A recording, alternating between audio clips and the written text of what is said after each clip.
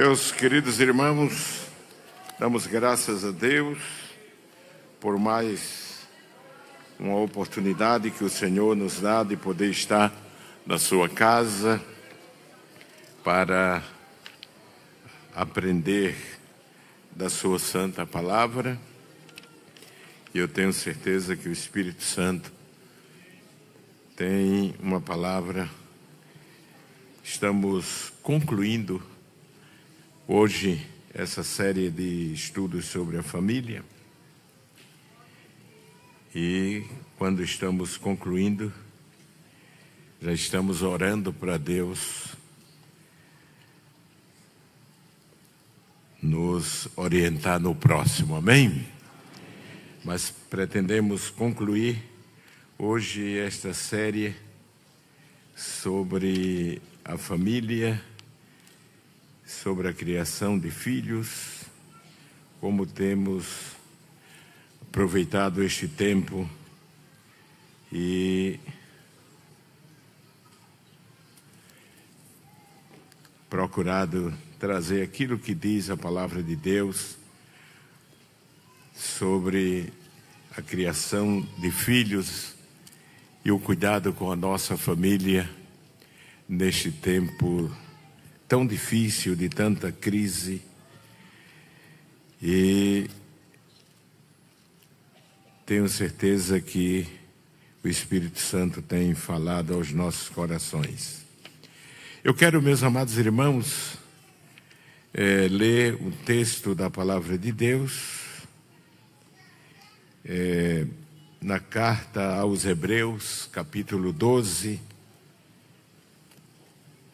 e a partir daqui tratar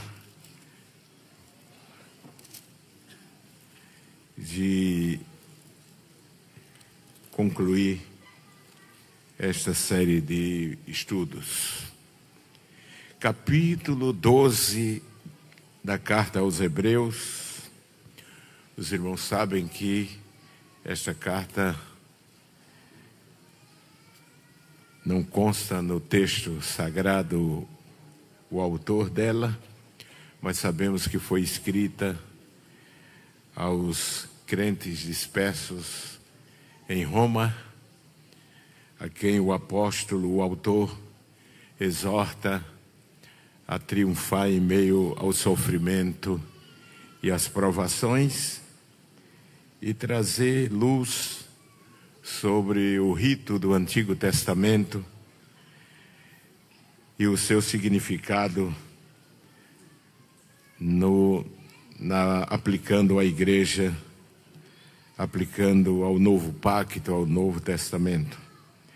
Mas eu quero ler capítulo 12 da carta aos Hebreus e quero ler com os amados irmãos dois versículos, versículo 5 e versículo 6 da carta aos Hebreus, que nos diz assim: já vos esquecestes da exortação que argumenta convosco como filhos. Filho meu, não desprezes a correção do Senhor, e não desmaies quando por ele fores repreendido, porque o Senhor corrige o que ama e açoita qualquer que recebe por filho. Amém, meus irmãos? Muito bem. Nós, no estudo anterior, estivemos falando sobre o cuidado que, como pais, devemos ter de, à luz da palavra, aplicar a correção aos nossos filhos. Aplicar a correção a tempo, porque muitos foram descuidados na aplicação da disciplina, da repreensão, e essa falta de cuidado em aplicar no tempo certo a disciplina. Claro que eu não estou aqui falando de espancar os filhos, bater nos filhos, não é isso? Os irmãos entendem? Mas de disciplinar dentro do limite do que estabelece a palavra de Deus. E eu, como pai que sou e já avô, eu entendo que quando nós desenvolvemos um ambiente de limite, de conversa com os nossos filhos, se tiver que discipliná-los com a vara, vai ser muito limitado, porque eles aprendem a forma, não é isso, de obedecer quando o pai fala, quando o pai ensina, quando o pai exorta e quando repreende também com a doutrina da palavra de Deus. E quando desde pequeno desenvolve, não é isso, cria o filho estabelecendo o limite, respeito e exemplo, se torna mais fácil criar filhos nesse ambiente. E nós lemos aqui uma passagem da palavra de Deus onde o autor, o apóstolo, ele dá para nós o exemplo de Deus como pai, que ele também pratica a correção, a disciplina aos seus filhos, dando assim o exemplo para nós. A disciplina dos filhos é um princípio bíblico e deve ser praticado com base em dois fundamentos. Em Deus, nosso Pai, o maior modelo, que Ele corrige os seus filhos, e com base nas Escrituras, que nos instrui aos pais como fazer o mesmo com os nossos filhos. Ninguém pode viver sem disciplina. Ninguém pode viver sem repreensão, sem correção. Nós citamos aqui no estudo anterior o exemplo e o prejuízo que trouxe à família de Davi, principalmente, apesar de ser um homem escolhido segundo o coração de Deus, ser um homem de coração terno, como diz as Escrituras, ser um servo de Deus que agradou ao Senhor e no momento da correção se humilhou diante de Deus e clamou pela misericórdia, pelo perdão de Deus. E Davi é um homem, é um personagem tão amado por Deus que as Escrituras, segundo a interpretação de alguns estudiosos da escatologia, com fundamento em textos de Zacarias, do profeta Zacarias, afirma que ele será como príncipe corregente do reino milenial. Afirmam eles. E mesmo assim Deus não deixou de corrigir a Davi, mas ele foi tardio em aplicar a correção na sua casa. Nós mostramos aqui como ele deixou de corrigir o seu filho que violentou a sua própria filha, que foi o Aminon, né? Demorou demais e depois tardou também em aplicar a correção em Absalão. E por deixar de aplicar, o problema, me permita dizer assim de forma bem prática, se virou contra ele. O próprio Absalão se levantou contra o próprio pai. Se ele tivesse aplicado a correção, a disciplina no momento certo, talvez, quem sabe, tenho certeza, teria evitado aquele dano que ele sofreu. E parece que no decorrer do tempo ele foi ficando mais dócil ainda, com a velhice, com o envelhecimento, ele não aprendeu com aquelas lições que havia passado, lições duras, com os seus dois filhos. E nos diz a palavra de Deus que Adonias, ele era belo e ele nunca contrariou a Adonias, nunca repreendeu. Não se pode criar filhos sem contrariar, irmãos, às vezes os filhos. Porque há uma diferença do pai bom para o bom pai. O pai bom é aquele que faz tudo que o filho quer, dá tudo que o filho pede. Mas o bom pai é aquele que dá o que o filho precisa no momento certo. Não é? Então, é preciso que estejamos atentos. Dói em nós também quando corrigimos um filho, claro que sim.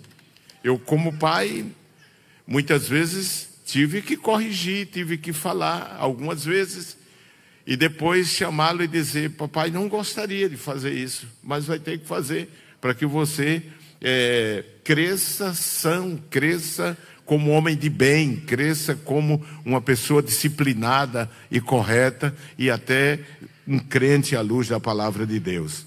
Mas este exemplo nós vemos no próprio Criador. Aqui o autor da carta aos Hebreus diz que ele corrige, porque o Senhor corrige o que ama e açoita a qualquer que recebe por filho, não é? A disciplina é uma demonstração de amor. Quando corrigimos o filho, nós estamos demonstrando que o amamos e que queremos o bem dele. Não é isso? Queremos o bem dele. Está escrito na carta à igreja de Laodiceia, no capítulo 3 de Apocalipse, versículo 19, quando o Senhor diz: e repreendo e castigo a todos quanto amo. Amém, meus irmãos? Repreendo e castigo. O castigo não vem para matar, vem para corrigir, para melhorar a nossa vida. Apocalipse capítulo 3, o texto que eu citei, versículo 19, na carta que o Senhor envia à igreja de Laodiceia, está escrito assim: e eu repreendo e castigo a todos quanto amo. Sê, pois, zeloso e arrepende-te.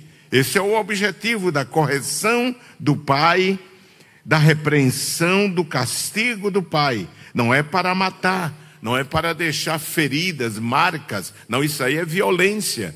Mas a correção e a repreensão que damos aos filhos tem esse objetivo: despertar nele o zelo e o arrependimento para que não pratique mais aquele erro. Quem diz amém, meus irmãos? A mesma razão é apresentada pelo sábio Salomão, que escreveu no livro de Provérbios, no capítulo 13, e o versículo 4, ele diz: o que retém a vara odeia o seu filho. Quem o ama, este o disciplina desde cedo. Quem começa disciplinando desde cedo, disciplinará menos vezes quando o filho cresce. Porque desde a tenra idade, ele começa a orientar, a disciplinar, a repreender. Capítulo 13 e versículo 24 de Provérbios diz: o que retém a sua vara aborrece ao seu filho, mas o que ama ao seu tempo, amém, meus irmãos? Ao seu tempo castiga. E parece que Davi passou do tempo. Passou do tempo de corrigir. Não só neste texto, mas esta compreensão é observada em outros textos do livro de Provérbios. A disciplina é um ato de amor. A omissão de correção e disciplina é o oposto do amor, como nós lemos em Provérbios capítulo 3 e o versículo 12, onde lemos assim: porque o Senhor repreende a quem ama, assim como o pai repreende o filho a quem quer bem. Amém, meus irmãos? Repitam após mim: porque o Senhor repreende a quem ama, Assim como o pai repreende o filho a quem quer bem. Então, a repreensão, a disciplina é necessária para que o filho possa crescer são, possa crescer bem. Eu não estou falando aqui de espancar o filho, é pecado, não é? De deixar marcas no filho, isso é pecado, não é? Mas discipliná-lo, ensiná-lo, orientá-lo para que ele cresça bem, seja um homem de bem, seja um crente fiel a Deus. Então a responsabilidade, irmãos, com a nossa casa, a responsabilidade Deus colocou sobre os nossos ombros, né? Deus colocou sobre os nossos ombros. Os pais têm a responsabilidade de cuidar bem da sua casa, de manter a disciplina, de manter a ordem, assim como o pastor na igreja mantém a disciplina. É responsabilidade dele com a igreja, não é porque quando eu falo de disciplina, não é o pastor que disciplina, é a igreja. Amém, meus irmãos? Mas é ele que estabelece o momento, a forma, não é isso que deve ser aplicada a disciplina. Se você fala e não corrige, não é isso? Não vai obter sucesso, não vai obter proveito. De forma que, quando nós falhamos na criação, falhamos com a falta de disciplina, não disciplinamos a tempo a nossa casa, os prejuízos virão. É interessante que o Senhor Deus falou ao rei de Israel, ao rei Ezequias. Todos conhecem aquele texto, a primeira parte do versículo 1 de 2 Reis 20, onde o Senhor envia, diz a palavra de Deus que o rei Ezequias estava enfermo e era uma doença grave, e o Senhor enviou o profeta com uma mensagem profética que eu considero de advertência e até dura para o rei. O que é que a palavra de Deus diz, que o profeta Isaías disse a ele? Põe em ordem a tua casa. Põe em ordem a tua casa, não é? Não quer com isto dizer que Ezequias era um pecador, estava fora da vontade de Deus, estava fazendo... em Ezequias nós vemos de que um bom crente pode não ser um bom pai.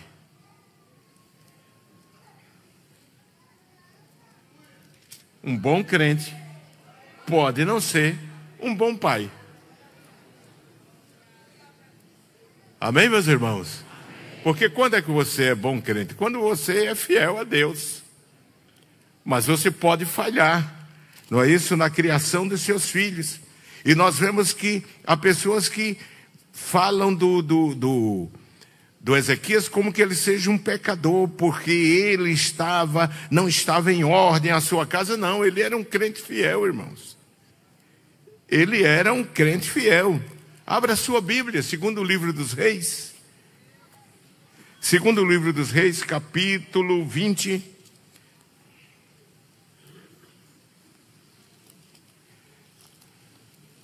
Capítulo 20, versículo 1.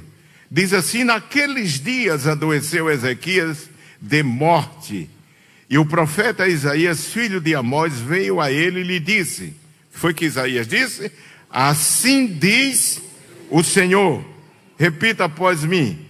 Ordena a tua casa, porque morrerás e não viverás. Ora, irmãos, quando a gente continua lendo o texto, a gente atribui que Ezequias era um crente fiel. Era um bom crente. Observe o que diz o versículo 2. E tem uma coisa, era um homem de comunhão com Deus. Eu já vi, irmãos, homens bons, quase perfeitos, mas que não eram bons pais quando se tratava dos filhos. porque ele não os disciplinava, ele não os acompanhava, ele não estabelecia limites. E observe que esse rei era um homem de bem. Capítulo 20, versículo 2 diz: então virou o rosto, o rei Ezequias, para a parede e orou ao Senhor, dizendo: ah, Senhor, ser servido de te lembrar de que andei como? Diante de ti em verdade e com o coração perfeito, e fiz o que era reto aos teus olhos. E diz a palavra de Deus que ele chorou, e chorou Ezequias muitíssimo. Era humilde, se quebrantou. Irmão, um rei chorar. E a expressão dá a entender que ele urrou mesmo na presença de Deus. Ele mandou, quem sabe, todo mundo se retirar da recâmara, era a recâmara do rei. Ali estavam os músicos, estavam os servos. E ele se vira para a parede e chora. Ele grita para Deus e diz: Senhor, tu sabes, ser servido. Lembra-te de que eu andei diante de ti em verdade e com o coração perfeito, e fiz o que era reto aos teus olhos. E diz: e chorou Ezequias muitíssimo. E Deus ouviu a sua oração. Ele não queria morrer. Não é verdade, irmãos? Ele não queria morrer. Eu às vezes fico pensando em Ezequias que Deus sabe o que faz. Não é, irmãos? Deus sabe o que faz. Porque ele insistiu com Deus, e Deus atentou para a insistência dele e disse: tá bom, eu te dou mais 15 anos de vida. Te dou mais 15 anos de vida. O nosso Deus é poderoso. É Ele que manda na vida. E Ele pode determinar os dias da nossa vida sobre a terra. E ele disse, mas Deus sabia o que estava fazendo, irmãos. Deus sabia o que estava fazendo. E sabe o que aconteceu? Aqueles 15 anos de Ezequias, quando a gente analisa à luz das Escrituras, não foram bons para ele e nem para o povo de Deus. Não foi. Então a gente, quando pede as coisas a Deus, tem que ter sabedoria. Amém, meus irmãos? Tem que ter sabedoria. Eu conheci um casal de jovens da minha juventude, eu e minha esposa, e eles se namoravam e chegaram a noivar. Mas, irmãos, passava 6 meses, acabava. Aí no outro mês renovava. Depois acabava. E no outro mês renovava. E depois de umas 4 vezes eu, como era amigo deles, eu chamei ela principalmente, porque ele era quem acabava, e disse assim: ó, fulana, será que Deus não tem outro marido para você? Você não está vendo que isso não dá certo? Já 4 vezes esse rapaz acaba. E eles eram de oração, por sinal ela orava com minha esposa e ele orava. Nós íamos para lugares diferentes. O pastor José Leôncio tinha um prédiozinho atrás assim, elas ficavam lá em vigília, nós combinávamos, eu ia com eles, 2 colegas mais, para a congregação de São Paulo, e a gente ficava a noite toda ali com o rosto no chão, buscando a presença de Deus e orando, não é? Pelas nossas noivas, e elas orando por nós, a Deus nos ajudar a cuidar do nosso futuro, do nosso casamento. E a gente ficava, à distância, é claro, podia se orar, não é? Sozinhos assim. Aí, o que acontece, irmão? Ela disse assim: olha, eu posso morrer de tanto jejuar, mas eu vou jejuar até que Deus me dê ele como marido. E Deus deu ele como marido, mas só foi para a aflição dela. Só foi para a angústia dela. E às vezes eu fico pensando que às vezes tem crentes que insistem com uma coisa que Deus não quer, e depois quando o problema vem, acha ruim. A culpa é sua. E foi o que aconteceu com Ezequias. Deus disse: põe em ordem a tua casa, porque tu vais morrer. Ele vira-se para a parede e começa a insistir com Deus. E meus amados irmãos, Deus fez o que Ezequias queria. Mas qual foi o resultado disso? 15 anos. 15 anos. Há quem diga que aquele foi o período muito difícil para ele. Primeiro já li que de intérprete das Escrituras que uma das coisas que ele aproveitou aqueles 15 anos foi para juntar riquezas, prata e ouro. Ele criou um palácio só para guardar essas riquezas. Capítulo 39, eu não vou ler, de Isaías, versículo 1 em diante. Você se lembra da história quando o rei de Babilônia manda os embaixadores, não é? E ele mostra a casa do tesouro. E o Senhor disse, vão levar tudinho, viu, Ezequias? O que você juntou não adiantou nada. E a outra coisa foi que naquele período de tempo lhe nasceu um filho. Quem está lembrado do nome desse filho? Manassés.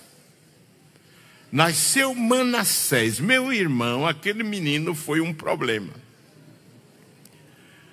E Ezequias parece que não aprendeu, não pôs em ordem. Veja o segundo livro dos Reis, capítulo 21. Segundo livro dos Reis, capítulo 21.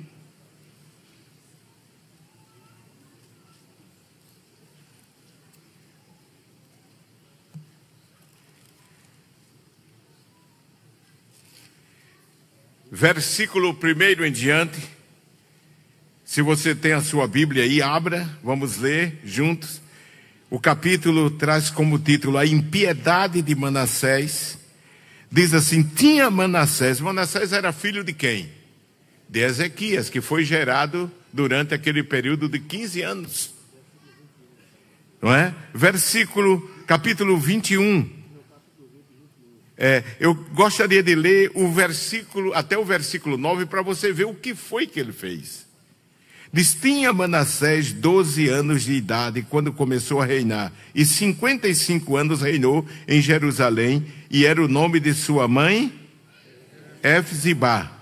E fez o que era mal aos olhos do Senhor, conforme as abominações dos gentios, que o Senhor desterrara de suas possessões de diante dos filhos de Israel. Porque tornou, veja só, irmão, ele teve aquele filho só para desmanchar, porque Ezequias foi um rei reformador. Amém, meus irmãos? Foi um grande servo de Deus. Trouxe o avivamento para o povo de Israel.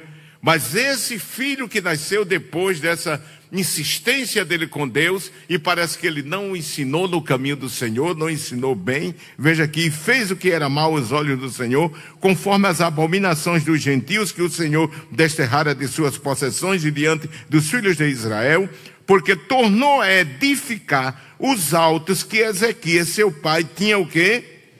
Destruído.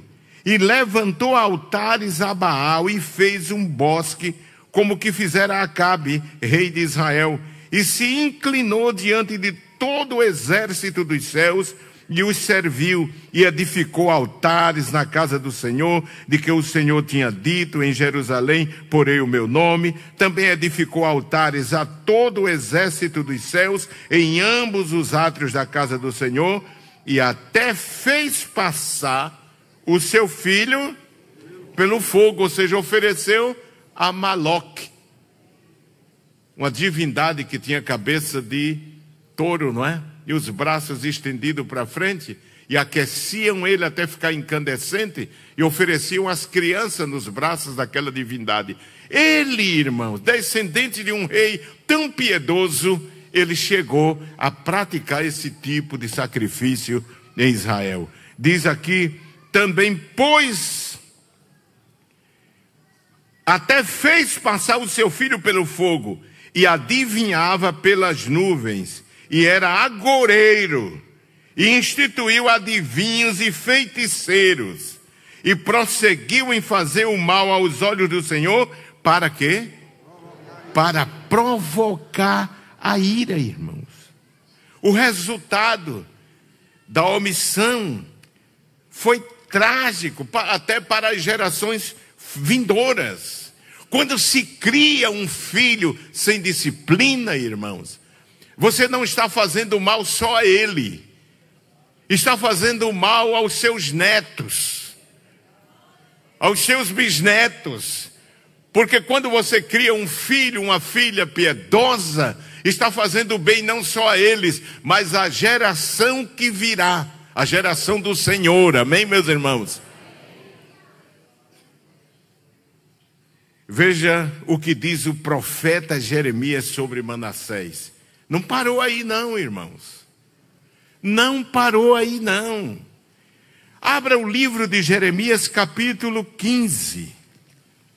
Capítulo 15 de Jeremias, vamos ler o versículo 4.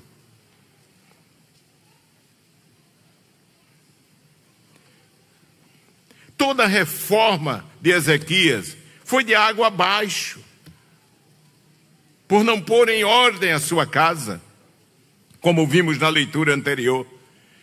Jeremias capítulo 15, versículo 4, meus irmãos. Eu não vou ler todo o capítulo, mas o Senhor está repreendendo duramente a Israel e promete castigar, e diz assim: entregá-los-ei ao desterro em todos os reinos da terra. Por causa de quem? Por causa de quem? Manassés, filho de quem? De Ezequias, rei de Judá. Por tudo quanto fez em Jerusalém. Irmãos, se tem uma coisa que que Manassés, filho de Ezequias, conseguiu, foi cansar a Deus. Você já ouviu isso? Deus se cansado da pessoa? Pois Deus se cansou de Manassés. Veja o que diz, o versículo 5 diz: porque quem se compadeceria de ti, ó Jerusalém? Ou quem se entristeceria por ti? Ou quem se desviaria a perguntar pela tua paz? Tu me deixaste, diz o Senhor, voltaste para trás. Por isso estenderei a mão contra ti e te destruirei. O que é que diz Deus? Eu estou cansado de me arrepender. Deus diz isso. Olha, irmão, Deus nos guarde, não canse a Deus. Tem gente que fica na igreja, mas fica pecando, fica brincando, pensando que Deus não está vendo. Tenha cuidado, Deus pode cansar. Está escrito aqui. Você está solto, né? Como meu pai dizia, solto na buraqueira, né? Pensando que Deus não está vendo. Deus está tendo paciência. Mas tenha cuidado, porque de Deus não se zomba. Diz a Bíblia, dura coisa é cair nas mãos do Senhor, não é? E veja, irmãos, que Deus promete pesar a mão forte, não é? Quando a gente fala de Israel, irmãos, principalmente nesse período, não é? Pode ser que alguém até pegue e diz, aí, Deus odeia Israel. Não, senhor. O povo de Israel é o povo amado de Deus. Amém? Povo amado dele. E é tanto queira o diabo ou não queira o sistema do mundo ou não queira, um dia nós viveremos em um reino judaico. Quantos creem na Bíblia aqui, irmãos? Eu creio. E apesar de tudo, um dia Deus salvará o remanescente. Amém, meus irmãos? Está tão perto isso. Quando eu vejo esses movimentos universais aí, eles se unindo, louvando a Jeová, ao Senhor Deus, não é? Exaltando o nome de Deus. Então, Qual o caminho a ser tomado quando essas crises assotam a família do crente? O caminho é correr para a casa do Senhor, é levar a sua família. Vocês viram que eu falei de forma exaustiva sobre os problemas da família de Jacó. Foi assim ou não foi, irmãos? Falamos aqui durante semanas sobre a família de Jacó. Mas tudo aquilo teve jeito quando Deus aparece a Jacó e disse: volta para Betel. Vai para Betel. Leva a tua família para Betel. Capítulo 35 de Gênesis, veja aí. Eu disse a vocês que no finalzinho do estudo retornaria a família de Jacó. Capítulo 35 do livro do Gênesis. Vamos acompanhar a família de Jacó para aprender as lições positivas também que foram tomadas por Jacó e a sua família para resolver aquela crise que a sua família, depois de todo o desastre registrado no capítulo 34, Deus dá uma orientação a Jacó. Capítulo 35, versículo 1 diz: depois disse Deus a Jacó. O que foi que Deus disse? Levanta-te, sobe aonde? A Betel, e habita ali. Faze ali um altar a Deus. Leva a tua família para Betel. Betel significa o que, irmãos? Casa de Deus. Crie os seus filhos na casa de Deus. Traga os seus filhos para a casa do Senhor. Amém? Eu sei, irmãos, que depois dessa pandemia, muitos crentes se acostumaram a ficar em casa. Não é? Se acostumaram. E estão pensando que está tudo bem. Eu estive essa semana, a semana passada, conversando com alguns pastores de outros estados, e eles me falando da situação que ficou a igreja depois da pandemia. Muitos ficaram em casa e foram ficando, e foram ficando, e foram ficando, e ficaram. Estão mortos. Porque há uma coisa, irmãos, que é impraticável. Você que assiste os cultos através da Rede Brasil, eu quero dizer que isso não é tudo, meu irmão. A Rede Brasil existe para quem não está impossibilitado de ir ao culto. A Rede Brasil existe para evangelizar. A Rede Brasil existe para alimentar o povo de Deus nos horários, não é isso, que não tem culto. Mas nada substitui o culto, porque é no culto que a igreja constrói a sua comunhão. A sua comunhão.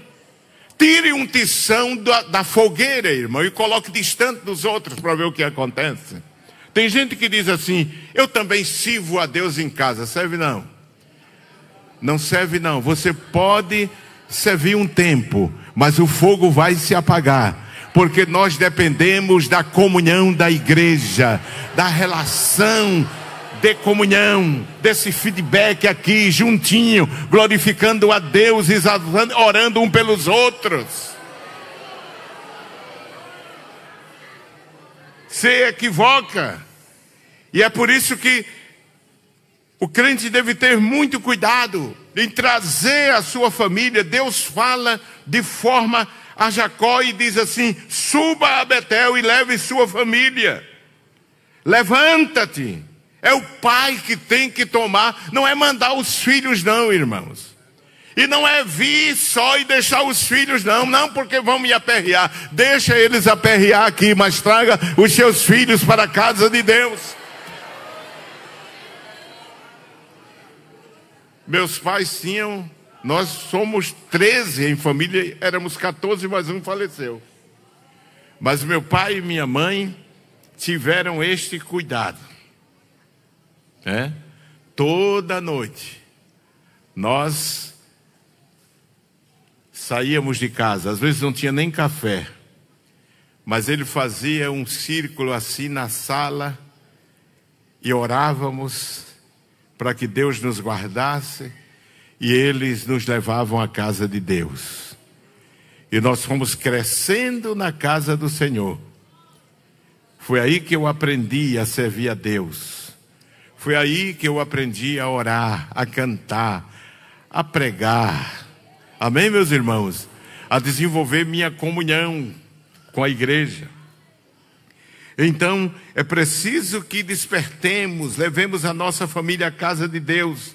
Não deixe sua família na televisão enquanto você vem à casa do Senhor. Porque você vem aqui orar por ela e o diabo destrói em casa.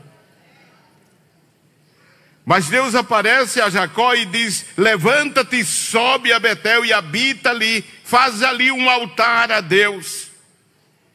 Então disse Jacó, o versículo 2, a sua família e a todos os que com ele estavam: tirai os deuses estranhos que há no meio de vós, e purificai-vos, e mudai as vossas vestes, e levantemo-nos e subamos a Betel.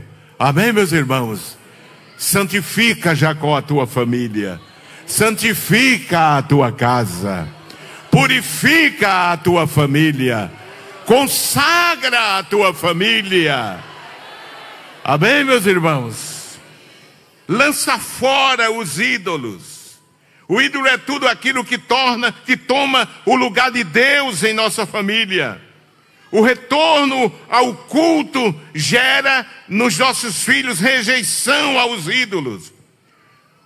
O pior era que a família de Jacó estava desviada e ele não tinha conhecimento, como está escrito em Gênesis 31, versículo 30 ao 35. Deus é intransigente quando se trata desse tema de ídolos. Jacó tinha que tomar a iniciativa, santificar, mudar os vestidos, ordenar que mudasse os vestidos. Jacó precisava levantar-se diante de Deus e ir à casa de Deus, a Betel, e reconstruir o altar. O avivamento da família começa pelos pais, quando este toma a iniciativa.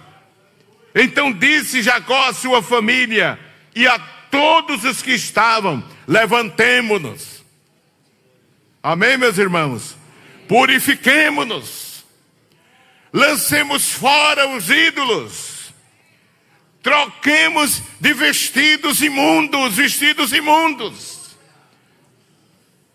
E subamos a Betel.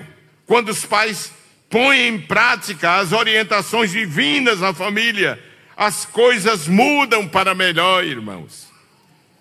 Mudam para melhor. Amém?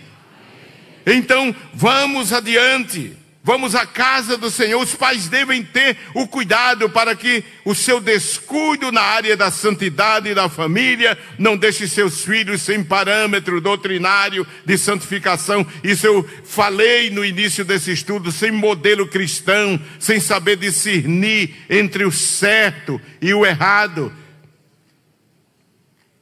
E não seja repreendido como foram os sacerdotes de Israel. Leia Ezequiel capítulo 22 e versículo 26.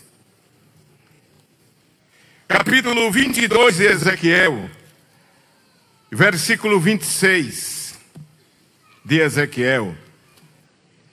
Antes do livro de Daniel. Amém, meus irmãos? Capítulo 22 e o versículo 26.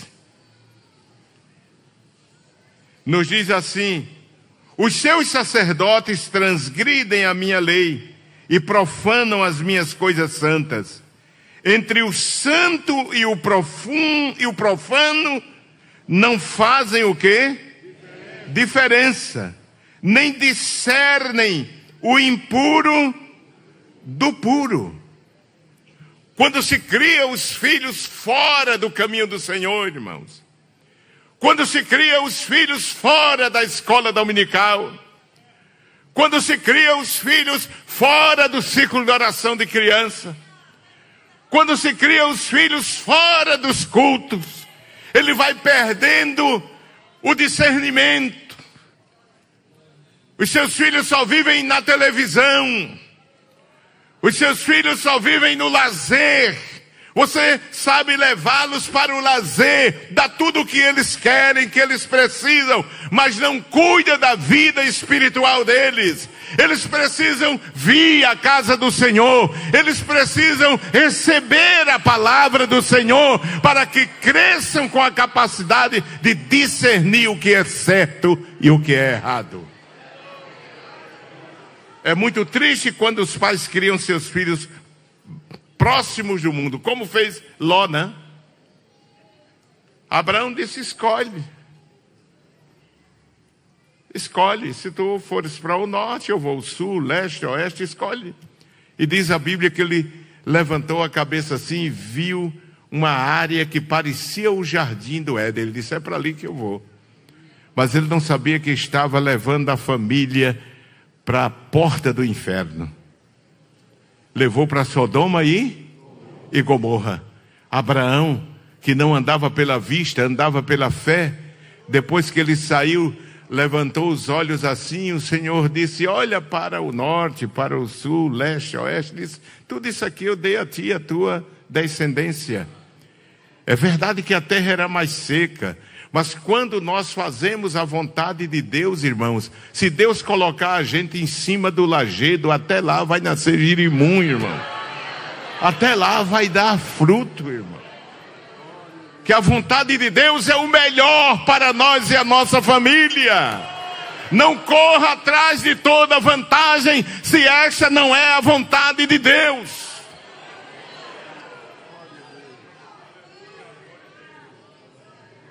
Se esta não é a vontade de Deus, quando for tomar uma decisão, até profissional, tenha cuidado. Que eu já vi pais procurar o sucesso profissional, mas perdeu a família. A mãe procurar o sucesso profissional e perdeu a família. A gente pode ganhar tudo no mundo, irmãos, mas nós não podemos perder a nossa família, porque é a herança do Senhor que Ele nos entregou. Deus está preocupado com a percepção espiritual dos nossos filhos, de que ele veja a diferença do mundo. Eles percebam a diferença. E quando Deus falou a Levi, irmãos, a Arão, sumo sacerdote, ele disse assim: não permita que os teus filhos se embriaguem. Veja aí, Levítico capítulo 10. Levítico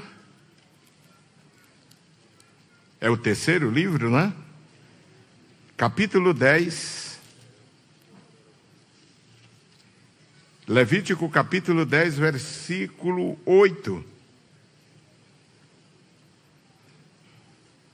Diz assim: e falou o Senhor a Arão dizendo: vinho ou bebida forte, tu e teus filhos contigo não, quando entrardes na tenda da congregação, para que não morrais.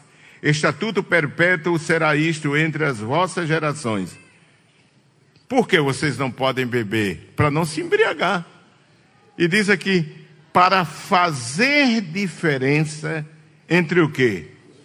Entre o santo e o profano, e entre o imundo e o limpo, e para ensinar os filhos de Israel todos os estatutos que o Senhor lhes tem falado pela mão de Moisés. Mas veja essa passagem: não dê vinho, nem você toma, nem dá aos seus filhos, para não se embriagar, para que tenha condições de fazer diferença entre o santo e entre o imundo e o limpo. Tem gente que está embriagada, irmão. Tem gente que vai para a faculdade e se embriaga com aquilo. Não consegue ficar em pé. Vai estudar, sai com o diploma, sai com o anel, mas sai sem a salvação. E que adianta o homem ganhar o mundo inteiro e perder o quê? A sua alma. Não se embriague, irmão, não se deixe embriagar pelas coisas desta vida, a concupiscência da vida. João disse que isso é passageiro, irmãos. Amém? Isso é passageiro. Isso não é sucesso. Se é para perder Jesus, não. Amém, meus irmãos? Se é para perder Jesus, não, Senhor.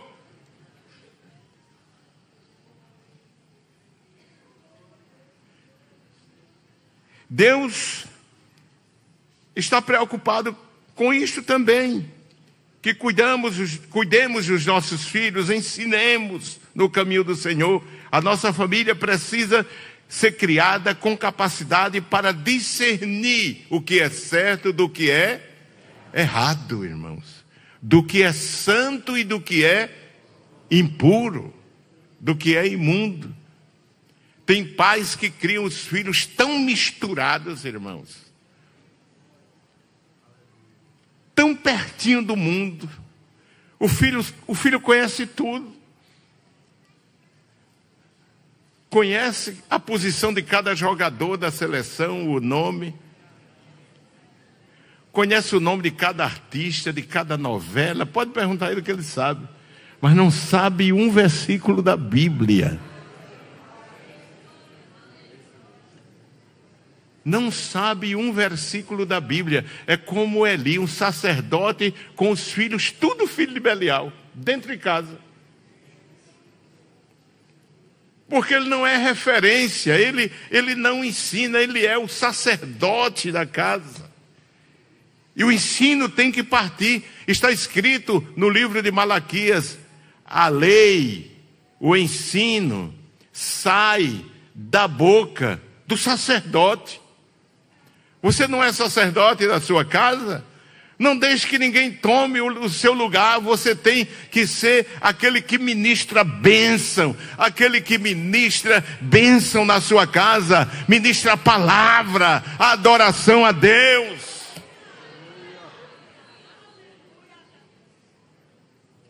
De forma que nós precisamos, meus irmãos, tomar o caminho de Jacó. Levanta-te, Jacó. Purifica, santifica a tua família e vai para a casa do Senhor. Amém?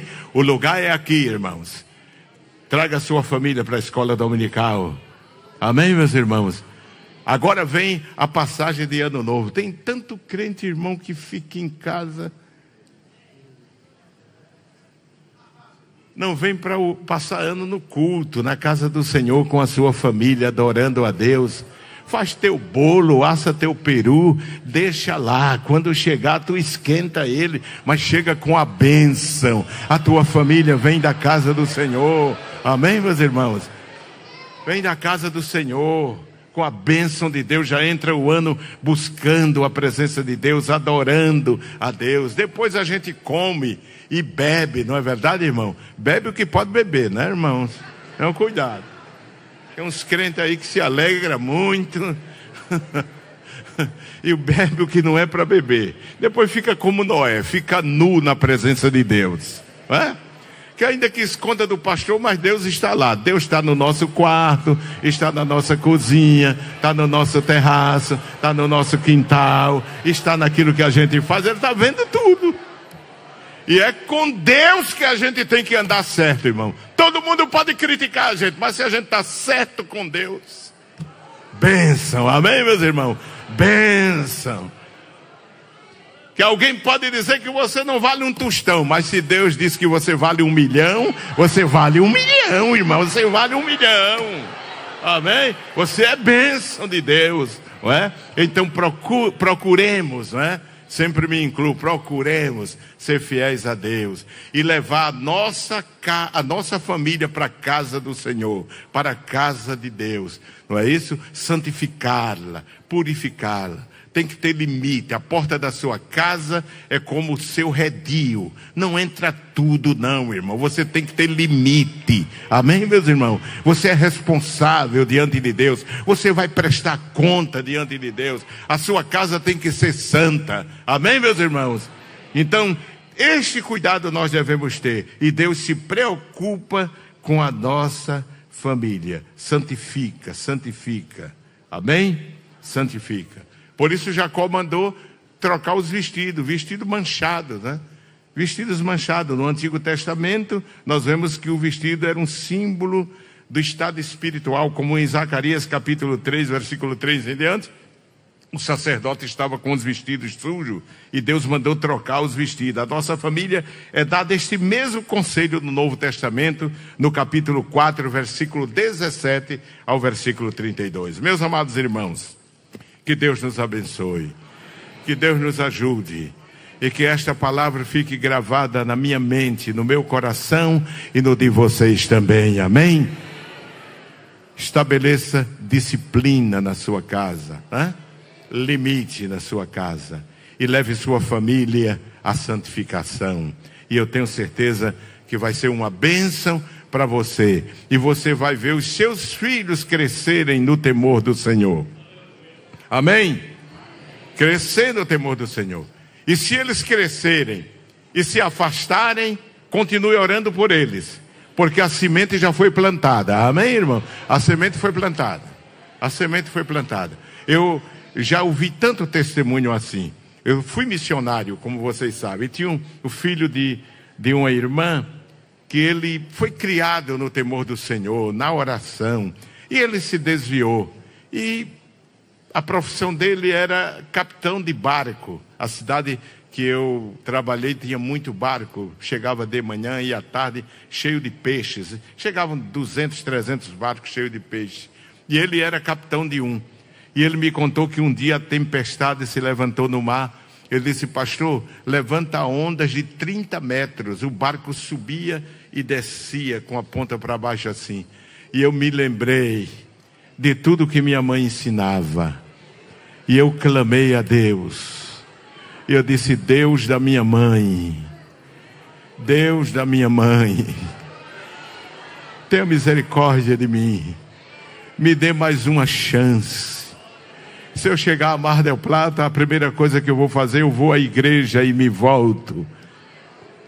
Não faça por mim, faça pela oração da minha mãe. E Deus guardou ele, e ele foi salvo daquela tempestade. Muitos barcos afundaram naquela tempestade, mas ele se lembrou, a referência foi a mãe, a vida de oração, os joelhos daquela mãe velha, que orava, que jejuava. Minha irmã, você está orando, seu filho pode estar nas drogas, pode estar fazendo o que não agrada, mas saiba que a sua oração não está sendo inútil. O seu ensino, você levava ele para a escola dominical, dava exemplo, ensinava. O Espírito Santo vai se encarregar de falar o coração dele e trazê-lo de volta. Glorificado seja o nome do Senhor, para o caminho do Senhor. Amém? Trazê-lo para o caminho do Senhor.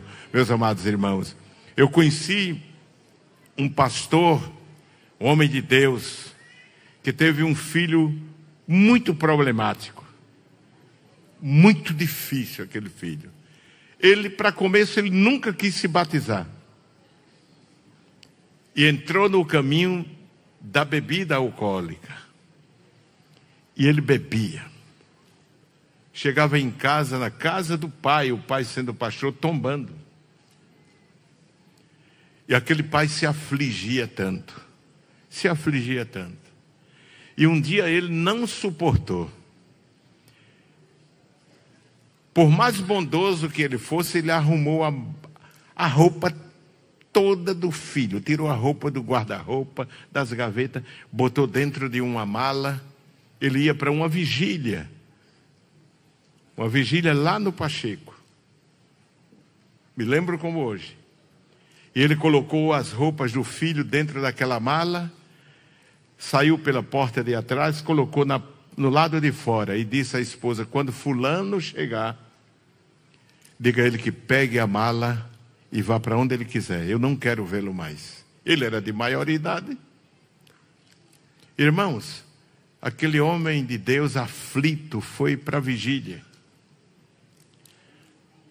E lá dobrou o joelho. E lá, quando ele estava orando, chorando, o Senhor usou uma irmã em profecia e bradou naquela vigília e disse: meu servo, eu vi o que tu fizeste. Eu vi quando tu colocaste a roupa do teu filho dentro da mala. e colocaste no lado de fora, e disseste à tua esposa, diga a ele que pegue a mala e desapareça. E Deus disse a ele, tu não estás orando? Eu estou ouvindo a oração. O teu filho não se perderá. O teu filho não se perderá. Volta. Pega a mala dele antes que ele chegue e coloca lá no quarto. E sabe, irmão, eu tive a honra de fazer a cerimônia fúnebre daquele rapaz salvo e redimido pelo sangue de Jesus Cristo. O pai e a mãe não viram, mas eu tenho certeza que quando ele chegou lá, eles viram a resposta da oração. Pode ser até que você não veja, mas se você está orando e jejuando, Deus vai responder a sua oração. Deus vai atentar para a sua oração. Não perca a fé, não desanime. Agora faça a sua parte e leve o seu filho para a igreja. Crie a cultura espiritual de ir ao culto, de estar na casa do Senhor. E você vai ver os frutos. Deus abençoe, em nome de Jesus.